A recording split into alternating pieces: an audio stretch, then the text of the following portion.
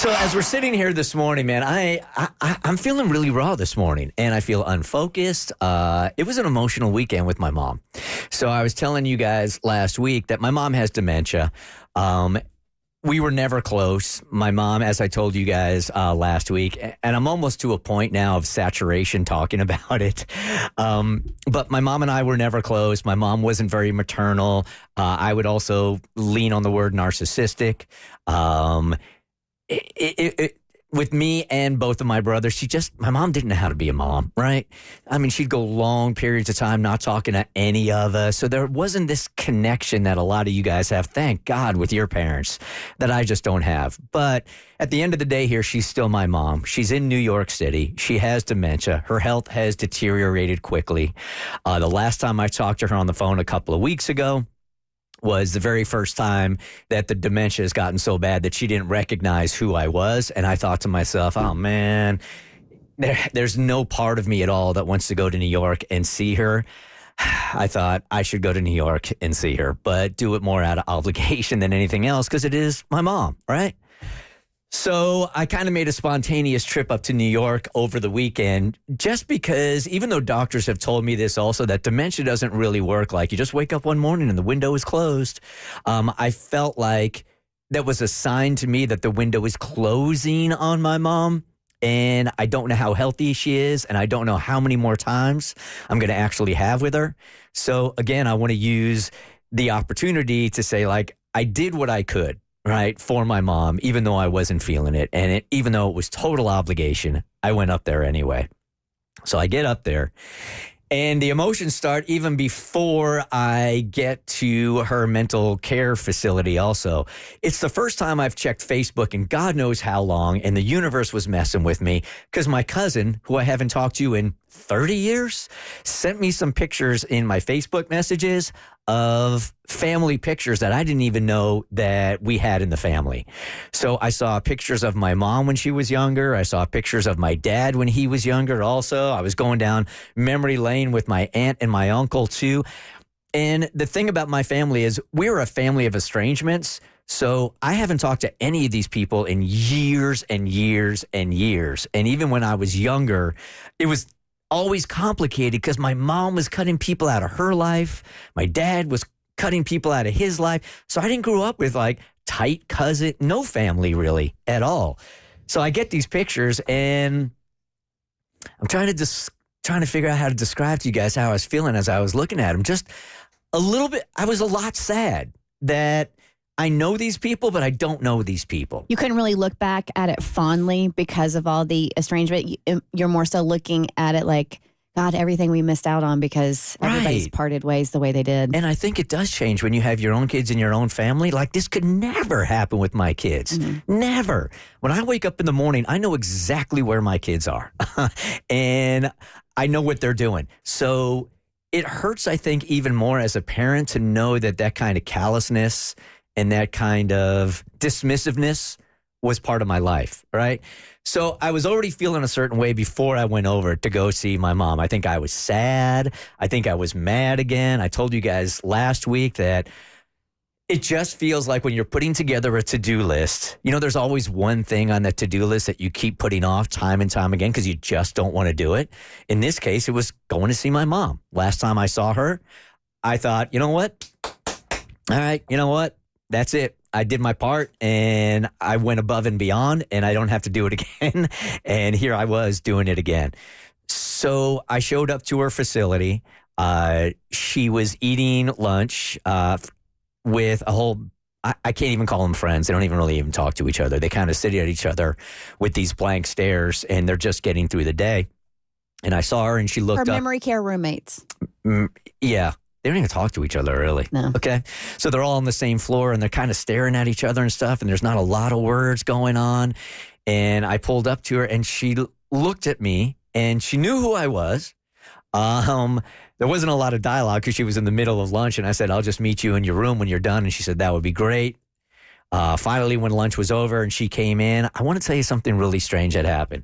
Is that all of that harshness and all of the pushback of not wanting to go and having those emotions of doing it out of obligation, immediately melt away when your mom or your dad is in front of you. It gets so less complicated, and at some point it just turned into a son trying to catch up with his mom and tell her everything that's going on in his life and trying to make his mom laugh like in any other family, right? So I didn't feel any, there was no sadness when I was talking to her. I was actually feeling pretty happy about things, really. Like, I wasn't thinking about the past, nothing. Her dementia has now deteriorated in such a way where she used to be able to talk about things that happened way in the past. She doesn't even have that anymore. So it was very hard to communicate. So it's not so much a full-blown conversation. It's more like you talking and kind of entertaining her and her listening. Yes. And I can't even ask a lot of questions because when you ask questions, clearly they have to rely on their memory for answers. So there's just not a lot of dialogue going on. And she keeps asking me the same questions over and over. Literally, like, I don't know if you've ever had to deal with this, a dementia patient, but when you answer a question, it could be 3 seconds and they'll ask you the exact same question. So after about half an hour, I started, just to amuse myself, I started changing my answers. Yeah. Because I knew it was coming up in another couple of minutes, you know. I also want to say this, that everything was going fine for a while there, and she seemed to understand what was going on. And then at some point, she asked me how my parents were doing.